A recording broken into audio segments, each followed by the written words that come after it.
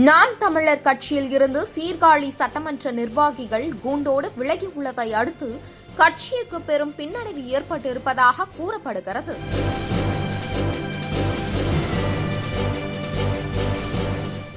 நாம் தமிழர் கட்சியின் தலைமை ஒருங்கிணைப்பாளர் சீமான் நடவடிக்கை பிடிக்காமல் அக்கட்சியின் நிர்வாகிகள் தமிழகம் முழுவதும் அக்கட்சியில் இருந்து விலகி வருவது தொடர்கதையாகி வருகிறது.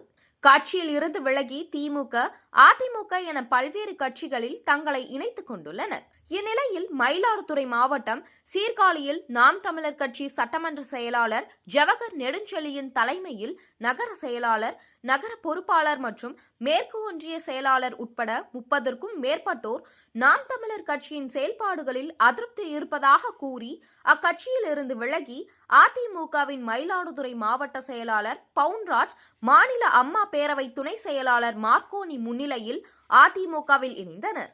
மாவட்ட செயலாளர் பவுன்ராஜ் நாம் தமிழர் கட்சியில் இருந்து விலகி வந்த பொறுப்பாளர்களுக்கு அதிமுக துண்டு அணிவித்து வரவேற்றார்.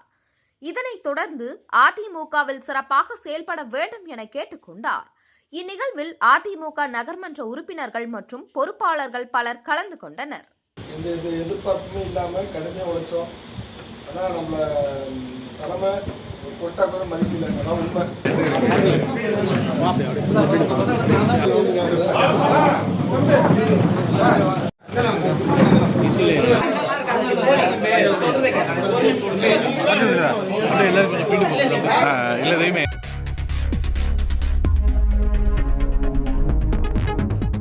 செய்திகளை உடனுக்குடன் தெரிந்து கொள்ள வேதா நியூஸ் டைம் சேனலை சப்ஸ்கிரைப் பண்ணுங்க.